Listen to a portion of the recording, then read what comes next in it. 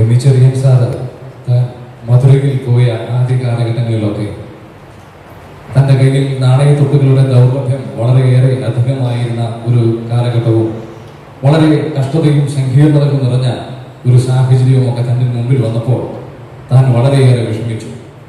തൻ്റെ ഈ വിഷമം അല്ലെങ്കിൽ ഈ സാഹചര്യം അത് മറ്റുള്ളവരോട് പറയുവാൻ ഒരു ഇല്ലന്റ് വാങ്ങി എഴുതുവാൻ പോലും തൻ്റെ കയ്യിൽ നയാ പൈസ ഇല്ലാത്തത് കൊണ്ട് ആ ശ്രമം ഉപേക്ഷിച്ച് താൻ വളരെയേറെ വേദനയോടുകൂടെ ഇരിക്കുകയും ആ സന്ദർഭത്തിലാണ് തന്നെ ഏറെ സ്നേഹിക്കുകയും പ്രോത്സാഹിപ്പിക്കുകയും ചെയ്തിരുന്ന A.L. ഗൂഡ് സാഹിബ് ആ വഴി വന്നതും തന്നെ കണ്ടതും തന്നെ സ്നേഹിക്കുന്നത് കൊണ്ടും പ്രോത്സാഹിപ്പിക്കുന്നത് കൊണ്ടും തന്റെ അവസ്ഥ ഇത്ര ഭീകരമായതുകൊണ്ടും വളരെ സങ്കടത്തോടുകൂടെ അദ്ദേഹത്തോട് എം.വി. ചെറിയാൻ സാറ് തന്റെ വിഷയം അവതരിപ്പിച്ചു.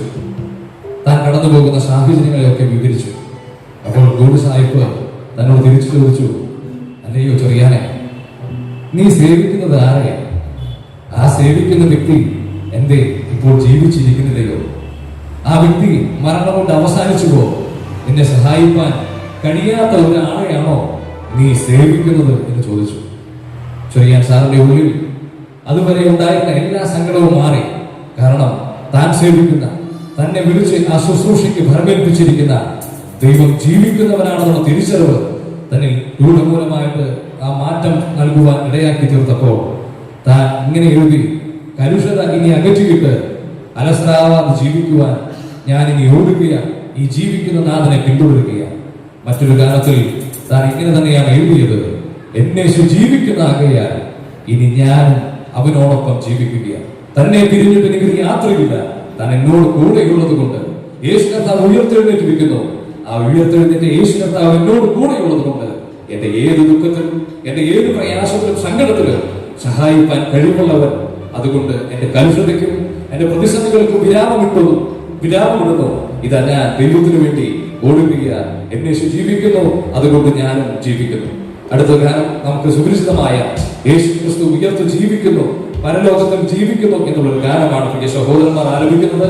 നാം പതിവ് ചെയ്യുന്നത് പോലെ തന്നെ കഴിയുന്ന സഹോദരന്മാർക്ക് എഴുന്നേറ്റ് നിന്ന് കരങ്ങളെ അടിച്ച് നമ്മുടെ കർത്താവ് ജീവിക്കുന്നു, അതുകൊണ്ട് നാം ജീവിക്കുന്നു, നമ്മെ കരുതുന്ന, നമ്മെ സഹായിക്കുന്ന, ഓരോ നിമിഷവും നമുക്ക് ആവശ്യമായി ചെയ്തു തരുന്ന ആ ദൈവത്തെ വാഴ്ത്തി സ്തുതിക്കാം. കൂട്ടത്തിൽ ഒരു കാര്യം കൂടെ വീണ്ടും ഓർമ്മിപ്പിക്കുന്നു. സഹോദരന്മാരും സഹോദരിമാരും മുമ്പിലുള്ള കസേരകൾ ഒഴിച്ചില്ലാതെ മുമ്പോട്ട് കടന്നു വരികയാണെങ്കിൽ ഇതിൽ വരുന്നവർക്ക് സൗകര്യപ്രദമായിട്ട് ഇരിക്കുവാൻ കഴിയും. ആ കാര്യം കൂടെ ഒന്ന് പരിഗണിക്കണമേ. നമുക്ക് എഴുന്നേറ്റ് നിന്ന് യേശു ക്രിസ്തു ഉയർത്ത് ജീവിക്കുന്നു എന്ന പാട്ട് കൈകളിൽ അടിച്ച് സന്തോഷത്തോടു കൂടെ പാടാം.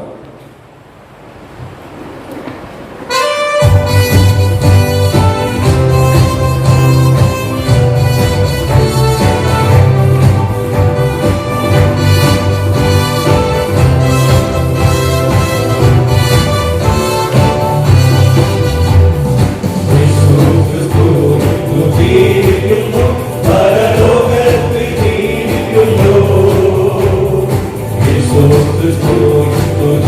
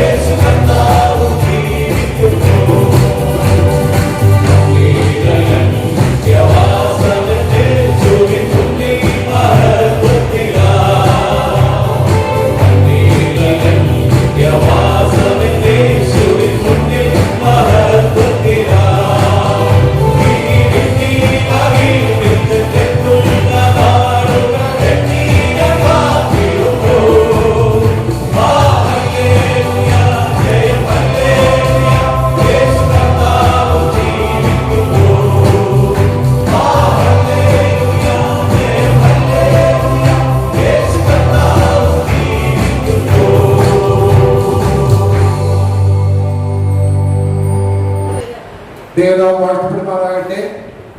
വചനഘോഷണം 2024 എന്ന പേരിൽ നാം സഭയായി ക്രമീകരിച്ചിരിക്കുന്ന വിശേഷാൽ യോഗങ്ങളുടെ 3ാമത്തെ രാത്രി യോഗത്തിലേക്ക് കടന്നു വന്നിരിക്കുന്ന എല്ലാ സഹോദരി സഹോദരന്മാരെയും കർത്താവായ യേശുക്രിസ്തുവിന്റെ നാമത്തിൽ ഞങ്ങൾ വളരെ സ്നേഹത്തോടുകൂടെ സ്വാഗതം ചെയ്യുന്നു. നിങ്ങളോടുള്ള നന്ദിയും സ്നേഹവും ഒരു പ്രാവശ്യം കൂടെ അറിയിച്ചുകൊള്ളുന്നു.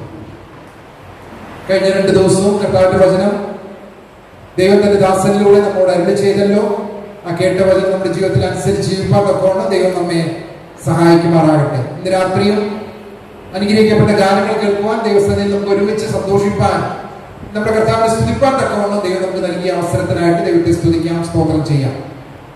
നമ്മുടെ സഭയായിട്ടുള്ള ക്ഷണം സ്വീകരിച്ച് ഇന്നും നാളെയും ദൈവവചന സൂക്ഷിക്കായിട്ട് കർത്താവിന്റെ ദാസൻ സജി എ ജോൺ ഇന്ന് നമ്മുടെ മധ്യത്തിൽ കടന്നു വന്നിരിക്കുന്നു. കർത്താവിന്റെ ദാസനോടുള്ള സ്വാഗതവും ഈ സമയത്ത് പ്രത്യേകമായിട്ട് അറിയിച്ചുകൊള്ളും. ഇപ്പോൾ നമ്മൾ വചന സൂക്ഷിക്കായിട്ടിരിക്കുകയാണല്ലോ. കർത്താവിന്റെ ശബ്ദം കേൾക്കുവാനായിട്ട് നമുക്ക് പ്രാർത്ഥനയോടുകൂടി ദൈവസന്നിധിയിലായിരിക്കാം. ദൈവം അനുവദിച്ചാൽ നാളെ രാവിലെ 8:30 ഇവിടെ വെച്ച് ആരാധനയോഗവും തുടർന്ന് വചന ശുശ്രൂഷയും ഉണ്ടായിരിക്കുന്നതാണ്. ഉച്ച കഴിഞ്ഞ് 2:30 ഇവിടെയുള്ള സംഘ സ്കൂളിന്റെ വാർഷികം ഈ ഓഡിറ്റോറിയത്തിൽ വെച്ച് നടക്കുന്നു. ആ വാർഷികത്തിലേക്ക് ഞങ്ങളുടെ എല്ലാ സഹോദരി സഹോദരന്മാരെയും വളരെ സ്നേഹത്തോടുകൂടെ ഞങ്ങൾ ക്ഷണിച്ചുകൊള്ളും. നാളെ വൈകിട്ട് 6:45 ഗാന ശുശ്രൂഷ ആരംഭിക്കുന്നതാണ്. ഈ യോഗങ്ങളുടെ ഒടുവിലത്തെ യോഗമായിരിക്കും നാളെ വൈകുന്നേരം നടക്കുവാനായിട്ട് പോകുന്നത്. അതിലേക്കും എല്ലാ പ്രിയപ്പെട്ടവരും കടന്നു വന്ന് സംബന്ധിപ്പാനായിട്ട് ഞങ്ങൾ വളരെ താല്പര്യത്തോടുകൂടി നിങ്ങളെ ക്ഷണിക്കുന്നു.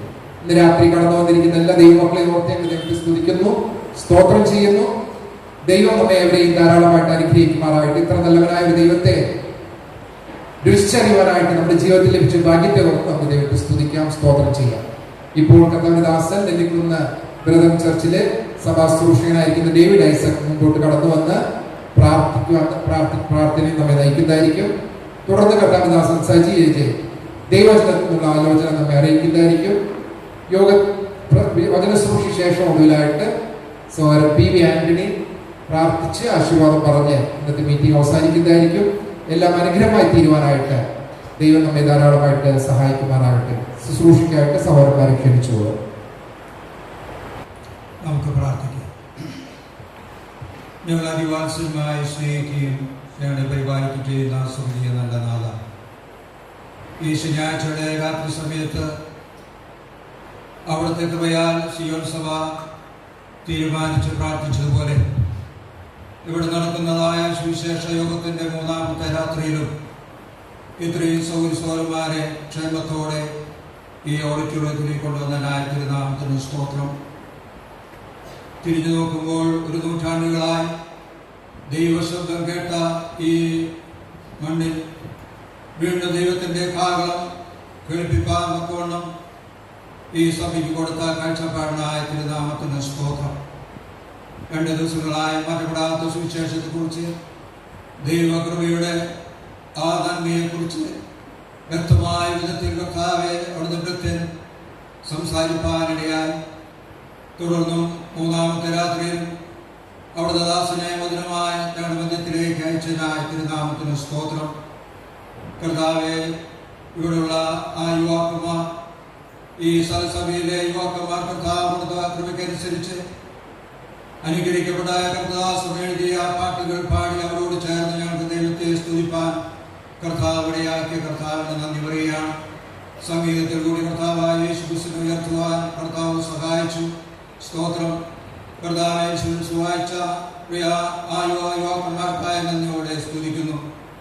മൈക്കുകളായിട്ട് മറ്റുള്ള വ്യവസ്ഥകളൊക്കെ അതിൻ്റെതായ വിധത്തിൽ കർത്താവെ പ്രവർത്തിപ്പാൻ വെക്കണം, അവിടുന്ന് ഇടയാക്കണം എന്ന് പ്രാർത്ഥിക്കുന്നു. ഈ കോമ്പൗണ്ടിന് ചുറ്റും അവിടുത്തെ ദൂതന്മാരയച്ച് ദൈവകൃപയുടെ ശബ്ദം ഇന്ന് ഈ പന്തലിൽ കേൾപ്പിപ്പാൻ വെക്കണം അവിടുന്ന് ദാസനയച്ച സ്തോത്രം. വചനമായി അവിടുത്തെ വൃത്തിനയച്ചല്ലോ. കർത്താവെ, ഇന്നത്തെ ആ വചനശുശ്രൂഷ മൂലം കർത്താവെ ഏതെങ്കിലും ഒരു ദേവി കർത്താവായ യേശുക്രിസ്തുവിനെ അറിയുവാൻ തക്കവണ്ണം, കർത്താവെ ഹൃദയങ്ങളെ പൊട്ടുവാൻ തക്കവണ്ണം അവിടുന്ന് സഹായിക്കണം എന്ന് പ്രാർത്ഥിക്കുന്നു. കർത്താവെ, അല്പസമയങ്ങൾ നിന്റെ സന്നിധിയിരിക്കട്ടെ. അവിടുത്തെ കൃപ ഞങ്ങളുടെ മേലുണ്ടാകണം, അവിടുത്തെ ആശിഷമാരി ഞങ്ങളുടെ മേലുണ്ടാകണം. യേശുക്രിസ്തുവിന്റെ പുണ്യനാമത്തിൽ തന്നെ ആമേൻ.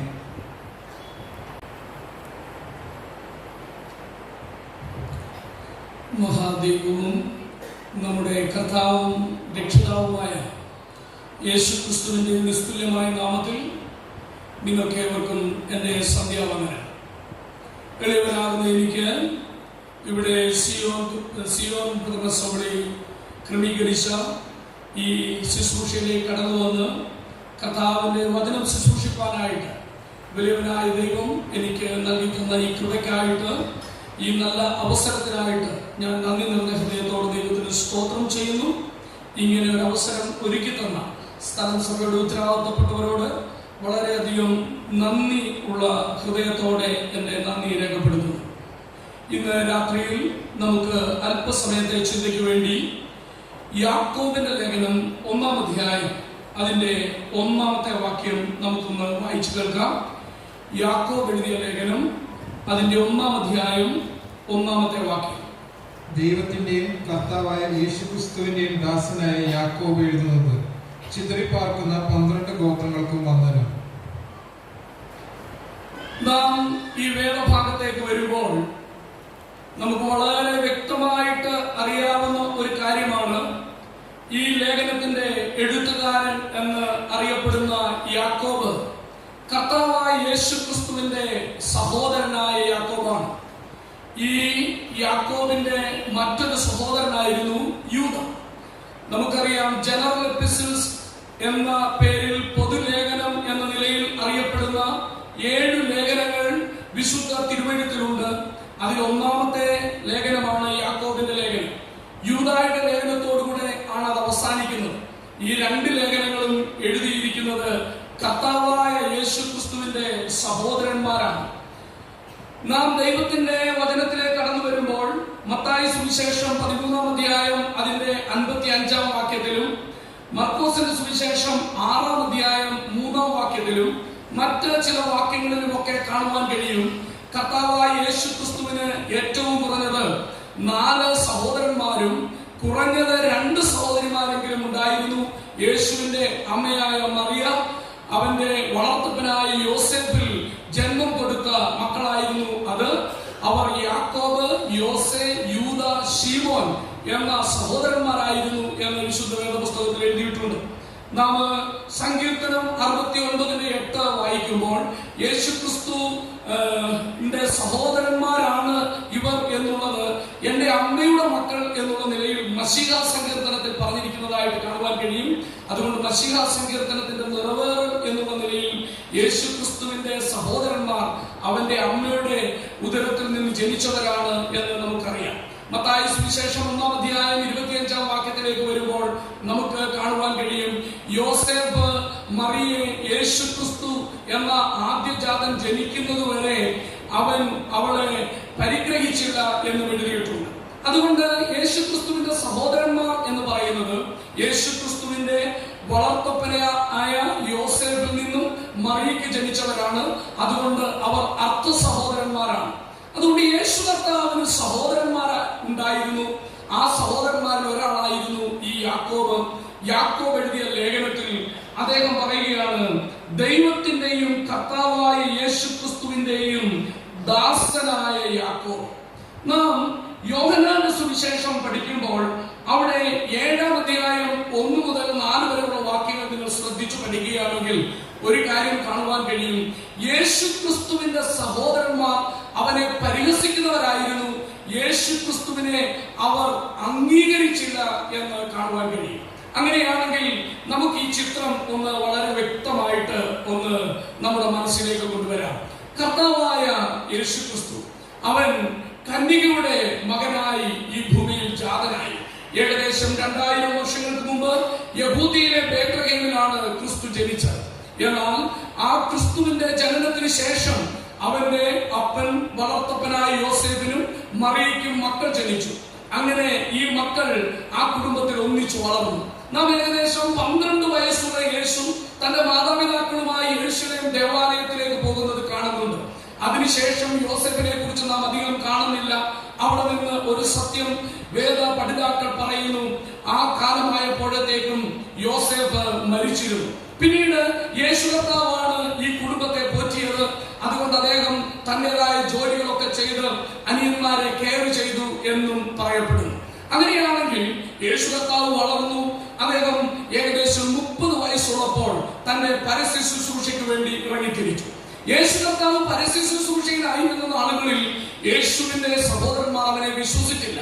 തന്നെയുമല്ല, അവർ അവരുടെ മാതാവിനെ നിർബന്ധിച്ച് കൊണ്ടുവന്ന് അവനൊരു ഭൂതമുണ്ട് എന്ന് യഹൂദന്മാരുടെ പ്രമാണികളും അവിടുത്തെ പുരോഹിതന്മാരും ഒക്കെ പറഞ്ഞപ്പോൾ ആ മാതാവിനെ നിർബന്ധിച്ച് അവനെ തിരിച്ചു വിളിച്ച് വീട്ടിലേക്ക് കൊണ്ടുപോകുവാനായിട്ട് വന്നു എന്ന് പറഞ്ഞാൽ അതിന്റെ അർത്ഥം കന്യകയായ തനിക്ക് ദൈവത്തിന്റെ പരിശുദ്ധാത്മാവിനാൽ ഉത്പാദിതമായ ഈ കുഞ്ഞ് ദൈവപുത്രനാണ്, അവൻ ദൈവജാതനാണെന്ന് അറിഞ്ഞിട്ടും മറിയെ അത്രയധികം നിർബന്ധിച്ച് പിടിച്ചു വലിച്ചു കൊണ്ടുപോകുവാൻ പ്രാപ്തിയുള്ള അത്രയധികം യഹൂദ മതത്തിൽ ആര് വിശ്വസിച്ചിരുന്ന സഹോദരന്മാരായിരുന്നു യേശു കർത്താവിനുണ്ടായിരുന്നത്.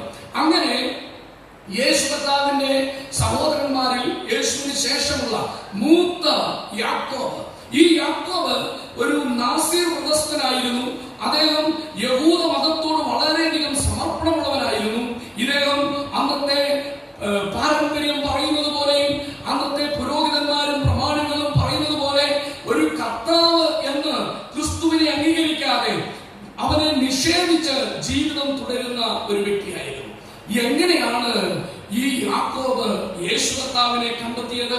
എങ്ങനെയാണ് ഈ യാക്കോബിന് ദൈവത്തിന്റെയും കർത്താവിന്റെയും ദാസൻ, യേശു ക്രിസ്തുവിന്റെയും ദാസൻ എന്ന് പറയുവാനായിട്ട് ഇടയാകുന്നത്?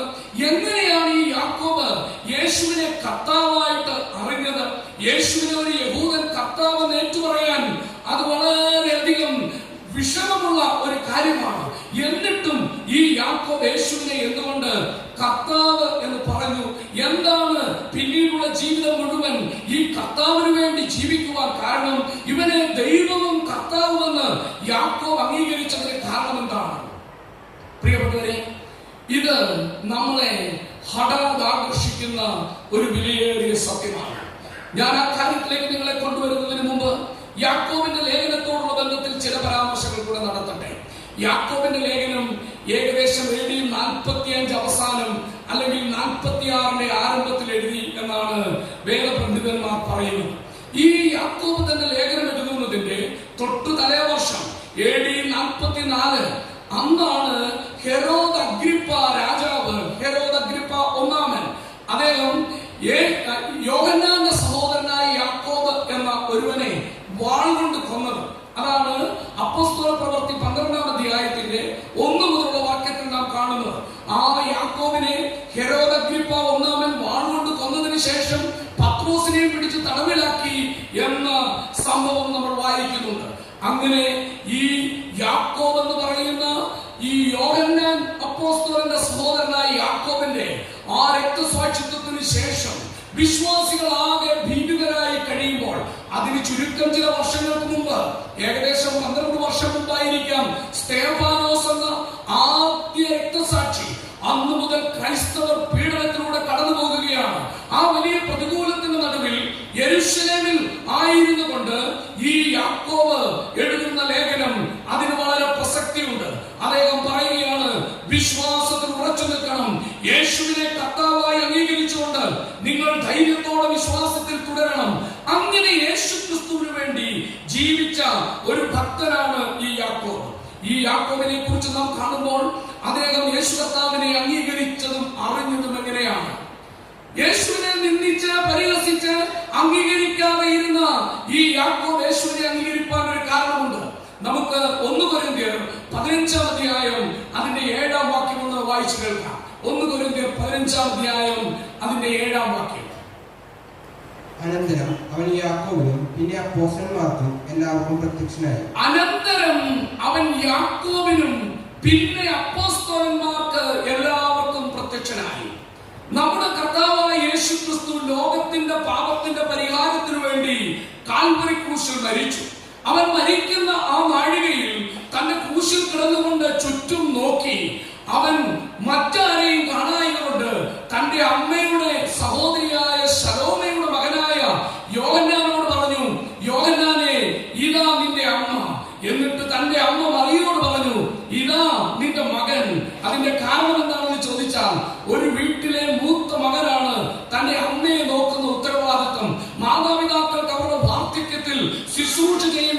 ഉത്തരവാദിത്വം. യേശു ക്രൂശിൽ കിടക്കുമ്പോൾ തന്റെ സഹോദരന്മാരിൽ ആരെങ്കിലും അവിടെ ഉണ്ടോ എന്നൊന്ന് നോക്കുമ്പോൾ അവരിൽ ആരെയും കാണാനിട്ട് തന്റെ അമ്മയുടെ സഹോദരനായി യോഹന്നാനെയാണ് ആ കാര്യം ഏൽപ്പിക്കുന്നത്.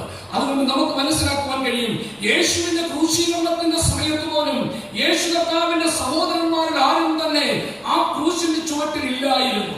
എന്നിട്ടും എങ്ങനെ ഈ യാക്കോബ് ക്രിസ്തുവിൽ വിശ്വസിക്കുവാൻ, അവനെ കർത്താവ് ഏറ്റുപറയുവാൻ ഇടയായി? യേശു കർത്താവ് മരിച്ചിട്ട് അവൻ 3-ാം ദിവസം ഉയർത്തെഴുന്നേറ്റു. അവൻ ഉയർത്തെഴുന്നേറ്റതിന് ശേഷം കല്ലറയുടെ വാതിൽക്കൽ നിന്ന് ദൈവത്തിന്റെ ദൂതൻ ഇറങ്ങി വന്ന് കല്ലുരുട്ടി നീക്കി. കല്ലറയ്ക്കുള്ളിൽ അവനില്ല എന്നുള്ളത് എല്ലാവർക്കും ബോധ്യമായി. ആ കല്ലറയിൽ അവനെ അടക്കം ചെയ്തവരിൽ ഒന്നാമതായിട്ട് ഒരു സ്ത്രീക്ക് യേശു കർത്താവ് പ്രത്യക്ഷപ്പെടുകയാണ്. മഗ്ദലക്കാരത്തി മറിയ. അവർ സുഗന്ധദ്രവ്യവുമായി കർത്താവിന്റെ കല്ലറയിലേക്ക് വന്നവരായിരുന്നു. അങ്ങനെ മഗ്ദലക്കാരത്തി മറിയയ്ക്കാണ് കർത്താവായ യേശു ക്രിസ്തു ആദ്യമായി പ്രത്യക്ഷപ്പെട്ടത്. അതിനുശേഷം രണ്ടാമതായി അവിടെ നിന്നും ആ കല്ലറയിൽ നിന്നും മടങ്ങിപ്പോകുന്ന ഒരു കൂട്ടം സ്ത്രീകൾക്ക് കർത്താവ് പ്രത്യക്ഷപ്പെട്ടു. അതിനുശേഷം ആ ഒഴിഞ്ഞ കല്ലറ കണ്ടിട്ട് അവിടെ ക്രിസ്തു ഇല്ല എന്ന് മനസ്സിലാക്കി മടങ്ങിപ്പോകുന്ന പത്രോസിന് കർത്താവ് പ്രത്യക്ഷപ്പെട്ടു. അതിനുശേഷം ആ ഉയർത്തെഴുന്നേറ്റ് അന്ന് തന്നെ എമ്മൗസിലേക്ക് പോകുന്ന 2 ശിഷ്യർക്ക് കർത്താവ് പ്രത്യക്ഷപ്പെട്ടു. അവരോടുകൂടെ താൻ യാത്ര ചെയ്ത് തന്റെ കൈകളിലെ ആണിപ്പഴുതുള്ള ആ മൃഗങ്ങൾ കണ്ടപ്പോൾ അത് കർത്താവാണെന്ന് അവർ തിരിച്ചറിഞ്ഞപ്പോൾ അവൻ അവർക്ക് അപ്രത്യക്ഷനായി. അവർ ആ നാഴികയിൽ തന്നെ യെരൂശലേമിലേക്ക് മടങ്ങി യാത്ര ചെയ്തു വന്നു. അവർ യെരൂശലേമിലെത്തി ഞങ്ങൾ ഉയർത്തെഴുന്നേറ്റ ക്രിസ്തുവിനെ കണ്ടു എന്ന് പറയുവാൻ വരുമ്പോൾ പത്രോസിന് ഉയർത്തെഴുന്നേറ്റ ക്രിസ്തു വെളിപ്പെട്ടു എന്നുള്ള ആ നല്ല സാക്ഷ്യമോടെ കേൾക്കുകയായിരുന്നു.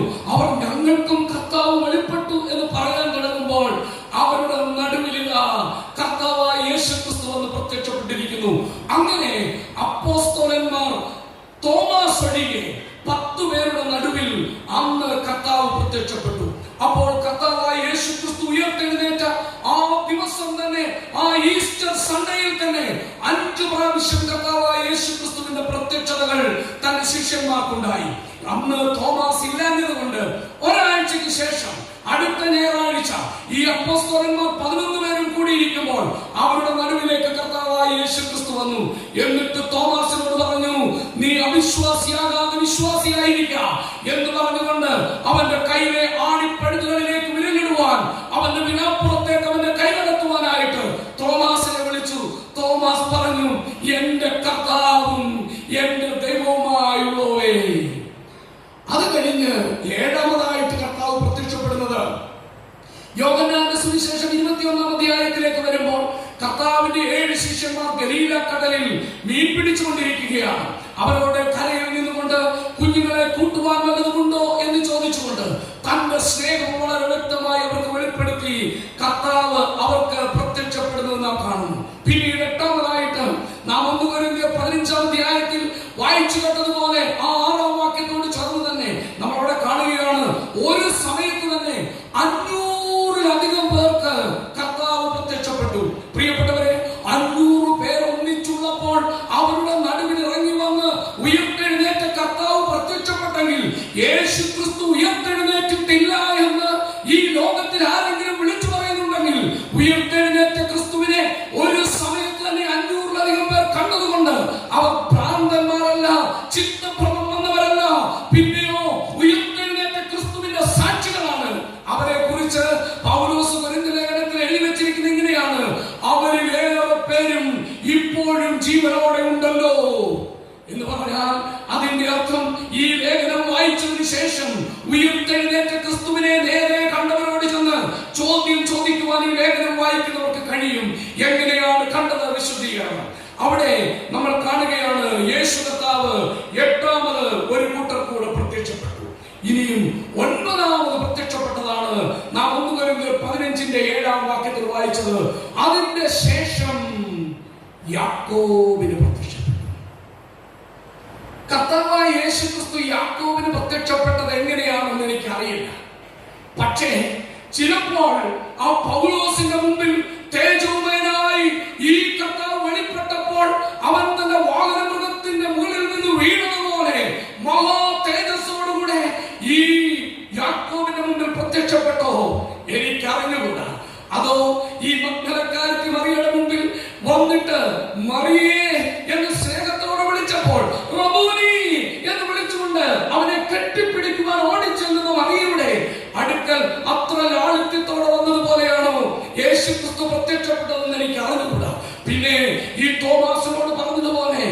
അവിശ്വാസിയാകാതെ വിശ്വാസിയായിരിക്കുക എന്ന് പറഞ്ഞുകൊണ്ട് തന്റെ കൈ കാണിച്ചു കൊടുത്തതുപോലെ, വിലാപുറം കാണിച്ചു കൊടുത്തതുപോലെ ഈ സഹോദരന്റെ മുമ്പിൽ പ്രത്യക്ഷപ്പെട്ടോ എനിക്ക് അറിഞ്ഞുകൂടാ. പത്മോസ് ദ്വീപിൽ യോഹന്നാൻ അപ്പോസ്തലൻ ആ തേജോമയനായ കർത്താവിനെ കണ്ടിട്ട് മരിച്ചവനെ പോലെ അവന്റെ കാൽക്കൽ വീഴുകത്തക്കവണ്ണം അവന്റെ ശബ്ദം തിരമാലകളുടെ ഇരച്ചൽ പോലെയും അവന്റെ മുഖം സൂര്യന്റെ ശോഭയേക്കാൾ ഏറിയ ശോഭയുള്ളതും അവന്റെ കാൽ ചുട്ടുമെടുത്ത വെള്ളോട്ടിന് സദൃശ്യമായ നിലയിലുമാണോ എനിക്കറിഞ്ഞുകൂടാ. പക്ഷേ അന്ന് ഈ യാക്കോബ് കർത്താവായ യേശുവിനെ, ഉയർത്തെഴുന്നേറ്റ ക്രിസ്തുവിനെ കണ്ടപ്പോൾ അവന്റെ ജീവിതം മാറി, അവന്റെ ജീവിതത്തിന് പരിവർത്തനം വന്നു. താൻ ചിന്തിക്കുവാൻ തുടങ്ങി, എന്റെ വീട്ടിൽ എന്റെ അമ്മയുടെ ഉദരത്തിൽ നിന്ന് ജനിച്ച് എന്നോടുകൂടെ ആഹാരം കഴിച്ച് ഒന്നിച്ച് കെട്ടിപ്പിടിച്ച് കിടന്നുറങ്ങിയ എന്റെ ജ്യേഷ്ഠ സഹോദരൻ, അവൻ ഈ പ്രപഞ്ചത്തിന്റെ നാഥനായിരുന്നല്ലോ, അവൻ സകല സൃഷ്ടിയുടെയും ഉടമസ്ഥനായിരുന്നല്ലോ, അവൻ എന്റെ കർത്താവായിരുന്നല്ലോ. എന്റെ പിതാക്കന്മാർ വീണ് നമസ്കരിച്ച, എന്റെ പിതാക്കന്മാർക്ക് വെളിപ്പെട്ട, മോശയ്ക്ക് സീനായി പർവ്വതത്തിൽ വെളിപ്പെട്ട കർത്താവായ യഹോവ ഈ എന്റെ ഭവനത്തിലെ എന്റെ സഹോദരനായിരുന്നല്ലോ. ഞാൻ അവനെ എത്രയോ പ്രാവശ്യം പുറകിൽ നിന്ന് തള്ളിയിടുവാൻ ശ്രമിച്ചു, എത്ര പ്രാവശ്യം ഞാൻ അവനെ നുള്ളി നോവിച്ചു, എത്ര പ്രാവശ്യം അവനോട് വഴക്കുണ്ടാക്കി. എന്നിട്ട് എന്റെ അമ്മയോട് വന്ന് പറഞ്ഞു, അവനാണ് വഴക്കുണ്ടാക്കിയത്. എന്റെ ശൈശവകാലം ഞാൻ ഓർക്കുമ്പോൾ എന്റെ വീട്ടിൽ ജനിച്ച് എന്നോടൊപ്പം ഉണ്ടുറങ്ങിയ, എന്നോടൊപ്പം കളിച്ച് ജീവിച്ച, ഞങ്ങളുടെ പിതാവിന്റെ മരണത്തിന് ശേഷം ഞങ്ങളുടെ കുടുംബത്തെ പോറ്റിയ, ഞങ്ങൾക്ക് ആത്മികമായി എല്ലാ നിലയിലും മാതൃകയായ, ഒരു പാപം പോലും ചെയ്യാത്ത ഇത്ര മാതൃകാ പുരുഷനായ എന്റെ ജ്യേഷ്ഠ സഹോദരൻ എന്റെ സൃഷ്ടിതാവായിരുന്നല്ലോ, എന്റെ കർത്താവായിരുന്നല്ലോ. ഞാൻ അവനെ അംഗീകരിച്ചില്ലല്ലോ. ആ പ്രദർശനം, യേശു ക്രിസ്തുവിന്റെ ആ പ്രത്യക്ഷത യാക്കോബിന്റെ ജീവിതത്തെ ആകെ മാറ്റിമറിച്ചു. അന്ന് യാക്കോബ് തീരുമാനിച്ചു, ഇനിമേലാൽ ഞാൻ ഈ കർത്താവിന് വേണ്ടി ജീവിക്കും. ഇനിയുള്ള ജീവിതം ഈ കർത്താവിന് വേണ്ടിയാണ്. ഇനി ഞാൻ അവനെ ആരാധിച്ചെന്റെ ജീവിതം കഴിക്കും. പ്രിയപ്പെട്ടവരെ, ക്രിസ്തീയ പാരമ്പര്യം അനുസരിച്ച് ഈ യാക്കോബിനെ AD 63 അന്നാസ് എന്ന് പറയുന്ന പുരോഹിതന്റെ നേതൃത്വത്തിൽ ഒരു കൂട്ടം ആളുകൾ ദേവാലയത്തിന്റെ തെക്ക് പടിഞ്ഞാറ് ഭാഗത്തുള്ള ഗോപുരത്തിൽ നിന്ന് താഴേക്ക് തള്ളിയിട്ട് കൊല്ലുവാനിടയായി. ആ ഗോപുരത്തിന്റെ മുകളിൽ നിന്ന് അവനെ താഴേക്ക് തള്ളിയിടുമ്പോൾ യേശുവിനെ കർത്താവെന്ന് പ്രസംഗിച്ചത് കൊണ്ടും യേശു ക്രിസ്തുവിന്റെ ഉത്തമ സാക്ഷിയായി യെരൂശലേമിൽ ജീവിച്ചതുകൊണ്ടുമാണ് ഈ യാക്കോബിനെ അങ്ങനെ തള്ളിയിടുവാനായിട്ടിടയായത്.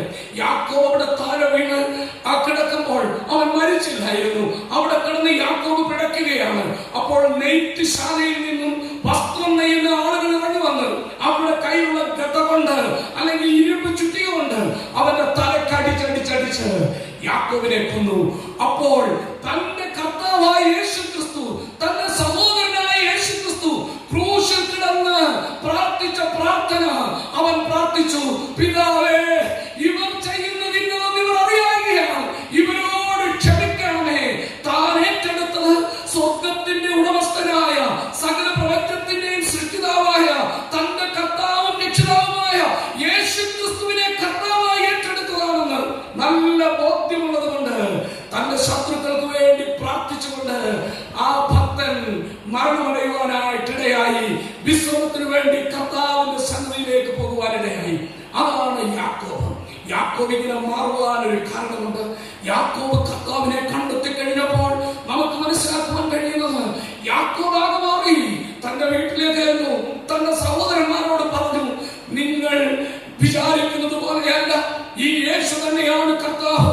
അവൻ എനിക്ക് പ്രത്യക്ഷപ്പെട്ടു, നമ്മുടെ സഹോദരന്റെ മുമ്പിൽ വന്നു നിന്നു, അവൻ ഉയർത്തെഴുന്നേറ്റു, ഞാൻ അവനെ കണ്ടു. പ്രിയപ്പെട്ടവരെ, ആ ഉയർപ്പിൻ നാളുകളിൽ, കർത്താവ് പ്രത്യക്ഷപ്പെടുന്ന നാളുകളിൽ നമുക്ക് മനസ്സിലാക്കുവാൻ കഴിയുന്നത്, സ്വർഗ്ഗാരോഹണം ചെയ്ത ക്രിസ്തുവിനെ വിട്ട് അപ്പോസ്തലന്മാർ മാളിക മുറിയിലേക്ക് വന്നപ്പോൾ, അപ്പോസ്തല പ്രവൃത്തി 1-ാം അധ്യായം അതിന്റെ 14-ാം വാക്യത്തിൽ നമ്മൾ വായിക്കുകയാണ്, യേശു ക്രിസ്തുവിന്റെ അമ്മ മറിയയും അവന്റെ സഹോദരന്മാരും അവർ ഒരുമിച്ച് മാളിക മുറിയിൽ 120 പേരുടെ സംഘത്തോടൊപ്പം പ്രാർത്ഥിച്ചു കൊണ്ടിരുന്നു. അതെ, യേശു ക്രിസ്തു ഉയർത്തെഴുന്നേറ്റ ദിവസം മുതൽ 40-ാം നാളിൽ ക്രിസ്തു സ്വർഗ്ഗാരോഹണം ചെയ്ത നാൾ കഴിഞ്ഞപ്പോൾ അന്ന് മുതൽ ശിഷ്യന്മാരുടെ കൂടെ ഈ യാക്കോബ് ഉണ്ടായിരുന്നു. യാക്കോബിനെ നമ്മൾ അങ്ങനെ മാനസാന്തരത്തിന് ശേഷം ആദ്യം കാണുന്നത് പ്രാർത്ഥിക്കുന്ന ദൈവങ്ങളോടൊപ്പമാണ്, പ്രാർത്ഥനാ ഗ്രൂപ്പിലാണ്. അത് കഴിഞ്ഞ് നാം യാക്കോബിനെ കാണുമ്പോൾ യാക്കോബ് വളരുകയായിരുന്നു. ഈ യാക്കോബിനെ കുറിച്ച് ക്രൈസ്തവ സഭാ ചരിത്രത്തിൽ പാരമ്പര്യത്തിൽ നമുക്ക് കാണുവാൻ കഴിയുന്നത് ജോസിഫസ് തന്റെ ലേഖനത്തിൽ തന്റെ എഴുത്തിലും എഴുതിയിട്ടുണ്ട്. ഇദ്ദേഹത്തെ 3 തരത്തിലാണ് ലോകം പിന്നീട് അറിഞ്ഞത്. ജെയിംസ് ദ ജസ്റ്റ്, നീതിമാനായ യാക്കോബ് എന്ന് പറഞ്ഞാൽ അതിന്റെ അർത്ഥം യാക്കോബിന്റെ ജീവിത രീതി മാറി, അവന്റെ സ്വഭാവ രീതി മാറി. യാക്കോബ് വ്യത്യസ്തനായി, അവനെ കാണുന്നവൻ നീതിമാൻ എന്ന് പറയത്തക്കവണ്ണം രക്ഷയുടെ അനുഭവം അവന്റെ ജീവിതത്തെ പരിവർത്തനപ്പെടുത്തി. ഉയർത്തെഴുന്നേറ്റ ക്രിസ്തുവിനെ കണ്ടത് അവന്റെ ജീവിതത്തെ ആകെ മാറ്റിമറിച്ചു. അതുകൊണ്ട് യാക്കോബിനെ അറിയപ്പെടുന്നത് നീതിമാനായ യാക്കോബ് എന്നാണ്. രണ്ടാമതായിട്ട് യാക്കോബിനെ അറിയുന്നത് James the man with camel's knee, ഒട്ടകത്തിന്റെ മുട്ടുപോലെ മുട്ടുള്ള മനുഷ്യൻ. യാക്കോബ് അന്ന് കർത്താവിനെ കണ്ടപ്പോൾ അവൻ തീരുമാനിച്ചു, എന്റെ കർത്താവേ, ഞാൻ ഏകദേശം 30-ലധികം വർഷങ്ങൾ എന്റെ ജീവിതത്തിൽ ഞാൻ വേസ്റ്റ് ആക്കി കളഞ്ഞു. ഈ കർത്താവിന്റെ വീട്ടിലുണ്ടായിരുന്നിട്ട് അവന്റെ മഹത്വം എനിക്ക് മനസ്സിലാക്കുവാൻ കഴിഞ്ഞില്ല. എനിക്ക് നീ ഒരു ജീവിതം തരുന്നെങ്കിൽ അത് നിനക്ക് വേണ്ടിയായിരിക്കും. ഞാൻ അങ്ങേ ആരാധിച്ച് അങ്ങേ മഹത്വപ്പെടുത്തി നിന്റെ സന്നിധിയിൽ മുട്ടുമടക്കി എന്റെ ജീവിതം കഴിക്കും. പ്രിയപ്പെട്ടവരെ, അതുകൊണ്ട് യാക്കോബിന്റെ കാൽമുട്ടുകൾ ഒട്ടകത്തിന്റെ മുട്ടുപോലെ മുട്ടുള്ള കാലുകളായിട്ട് തീർന്നു. ഞാൻ ഓർക്കുന്നു, ഒരിക്കൽ രാജസ്ഥാനിൽ ചെന്നപ്പോ അവിടെ ഇതുപോലെയുള്ള ടൈലുള്ള സ്ഥലത്ത് ഒരു ഒട്ടകത്തെ കിടത്തിയിട്ടുണ്ട്. ആ ഒട്ടകത്തിന്റെ മുകളിൽ കയറുന്നതിന് 50 രൂപയെ മറ്റേ ഉള്ളൂ. അതുകൊണ്ട് ഞാൻ വിചാരിച്ചു ഈ ഒട്ടകത്തിന്റെ മണ്ടയിലൊന്ന് കയറാം. അങ്ങനെ ആ ഒട്ടകത്തിന്റെ മുകളിൽ കയറി. ഒട്ടകത്തിന്റെ മുകളിൽ കയറിയിട്ട് അത് എഴുന്നേൽക്കുകയും ഇരിക്കുകയും ചെയ്യുന്ന സമയം ഒരു 2 വലിയ പാവക്കല്ലുകൾ തമ്മിൽ ഇടിക്കുന്നത് പോലെയുള്ള സൗണ്ടാണ് എനിക്ക് തോന്നിയത്. കാരണം ഇതിന്റെ മുട്ട് വന്ന് താഴെ ഇടിക്കുമ്പോൾ എന്തൊരു സൗണ്ടാണെന്നോ. പ്രിയപ്പെട്ടവരെ, ഞാൻ അവിടെ നിന്നൊരു കാര്യം മനസ്സിലാക്കി. ഒട്ടകത്തിന്റെ മുട്ടിന് അത്ര കട്ടിയാ. ഓ, യാക്കോബിന്റെ മുട്ടും ഒട്ടകത്തിന്റെ മുട്ട് പോലെ കട്ടിയുള്ളതായെങ്കിൽ ഈ കർത്താവിന്റെ മഹത്വം കണ്ടപ്പോൾ അവൻ കർത്താവിന്റെ സന്നിധിയിൽ മുട്ടുമടക്കി അവനെ ആരാധിച്ചത് കൊണ്ടാണ് യേശുവിനെ കർത്താവായിട്ട് അറിയുന്ന നാം, യേശു ക്രിസ്തു ഉയർത്തെഴുന്നേറ്റും ജീവിക്കുന്നു എന്നറിയുന്ന നാം, യേശുവിനെ രക്ഷകനും കർത്താവായി അംഗീകരിച്ച നാം, അവന്റെ മഹത്വം മനസ്സിലാക്കിയ നാം അവന്റെ സന്നിധിയിൽ എത്രമാത്രം മുട്ടുമടക്കുന്നുണ്ട്. പ്രിയ ദൈവമക്കളെ, നമുക്കൊന്ന് ചിന്തിക്കുവാൻ ഇടയാക്കട്ടെ. പിന്നെയും യാക്കോബിനെ അറിയപ്പെടുന്നത് ഗ്രീക്കിൽ ഒപ്ലേയാസ് എന്ന വാക്കോട് കൂടിയാണ്. എന്ന് പറഞ്ഞാൽ the strong fort of the believers, വിശ്വാസികൾക്ക് ഉറപ്പുള്ള കോട്ട, ഉരുക്കു കോട്ട പോലെയായിരുന്നു യാക്കോബ്. ക്രിസ്തീയ സഭാചരിത്രം അപ്പോസ്തല പ്രവൃത്തിയിലൂടെ നാം കാണുമ്പോൾ നമുക്കൊരു കാര്യം മനസ്സിലാക്കുവാൻ കഴിയും. പീഡനം വർദ്ധിച്ചപ്പോൾ സ്തെഫാനോസിനെ കൊന്നതിന് ശേഷം അവിടെ നിന്ന് അപ്പോസ്തലന്മാരും പലരും ചിതറിപ്പോകുവാനും മറ്റ് സ്ഥലങ്ങളിലേക്ക് മാറിപ്പോകുവാനും ഇടയായി. എന്നാൽ യാക്കോബ് അദ്ദേഹം ഈ സ്ഥലത്ത് തന്നെ നിന്ന് ശുശ്രൂഷ ചെയ്യുകയായിരുന്നു. അദ്ദേഹം അവിടെ വിട്ടുപോകാതെ അവിടെയുള്ള ജനത്തിന് ഒരു അനുഗ്രഹമായി തീർന്നു. അതുകൊണ്ട് അദ്ദേഹം ക്രിസ്തീയ സഭയുടെ ആ നാളുകളിലെ യെരൂശലേമിലെ സഭയുടെ പ്രധാനപ്പെട്ട 3 തൂണുകളിൽ ഒന്നായിട്ട് അറിയപ്പെട്ടു. പത്രോസും യാക്കോബും യോഹന്നാനും. ആ യാക്കോബ്, ഈ യാക്കോബാണ് യേശുവിന്റെ സഹോദരനായ യാക്കോബ്. പീഡ വർദ്ധിച്ചപ്പോൾ, പ്രതികൂലം വർദ്ധിച്ചപ്പോൾ, യേശു ക്രിസ്തു അല്ലെന്ന് പറയേണ്ടി വന്നപ്പോൾ യേശുവിന് വേണ്ടി നിന്ന, യേശു കർത്താവെന്ന് ഏറ്റുപറഞ്ഞ ദൈവത്തിന്റെ വിശ്വസ്തദാസനായിരുന്നു യാക്കോബ്. അതുകൊണ്ട് യാക്കോബിന് ഈ ലേഖനത്തിൽ പറയുവാൻ കഴിയും, ദൈവത്തിന്റെയും കർത്താവായ യേശു ക്രിസ്തുവിന്റെയും ദാസനായ യാക്കോബ്. പ്രിയപ്പെട്ടവരെ, ഈ യാക്കോബ് ഏകദേശം AD 30 ക്രിസ്തു ക്രൂശിക്കപ്പെട്ടു എന്ന് നാം വിശ്വസിക്കുന്നത് കൊണ്ട് ആ കാലത്താണ് രക്ഷിക്കപ്പെട്ടത് നമുക്ക് മനസ്സിലാകും. എന്നാൽ യേശുവിനെ കർത്താവും രക്ഷിതാവുമായിട്ട് അംഗീകരിക്കുന്ന ഒരുവന്റെ ജീവിതത്തിലെ ആത്മീയ വളർച്ച എത്ര വേഗമാണ് എന്നറിയണമെങ്കിൽ ഈ യാക്കോബിന്റെ ജീവചരിത്രത്തിലേക്ക് നാം ഒന്ന് വന്നാൽ മതി. യാക്കോബിനെ നമുക്ക് ഏകദേശം AD 35 ഗലാത്യ ലേഖനം 1-ാം അധ്യായം അതിന്റെ 18-ഉം 19-ഉം വാക്യം വായിക്കുമ്പോൾ നമുക്ക് അതൊന്ന് വായിച്ചു കേൾക്കാം. ഗലാത്യ ലേഖനം 1-ന്റെ 18-ഉം 19-ഉം. 3 ആണ്ട് കഴിഞ്ഞിട്ട് കേഫവുമായി മുഖപരിചയമാകേണ്ടതിന് യെരൂശലേമിലേക്ക് പോയി 15 ദിവസം അവനോട് കൂടെ പാർത്തു. എന്നാൽ കർത്താവിന്റെ സഹോദരനായ യാക്കോബിനെ അല്ലാതെ അപ്പോസ്തലന്മാരിൽ വേറൊരുത്തിനെയും കണ്ടില്ല. നമ്മളവിടെ കാണുന്നത് പൗലോസ് തന്റെ മാനസാന്തരത്തിന് ശേഷം പത്രോസിനെ കണ്ട് പരിചയപ്പെടുവാൻ ചെല്ലുമ്പോൾ അവിടെയുള്ള സഭയുടെ ആത്മീക നേതൃത്വത്തിൽ ഒരു നല്ല പദവി വഹിച്ചുകൊണ്ടിരിക്കുന്ന കർത്താവിന്റെ സഹോദരനായ യാക്കോബിനെയാണ്. അതിന്റെ അർത്ഥം എന്താണ്? യേശു ക്രിസ്തുവിനെ കണ്ടപ്പോൾ യാക്കോബിന്റെ ജീവിതത്തിന് ഒരു പരിവർത്തനം വന്നു. അവൻ ആത്മീകമായി വളരെ വേഗമായിരുന്നു വളർന്നത്.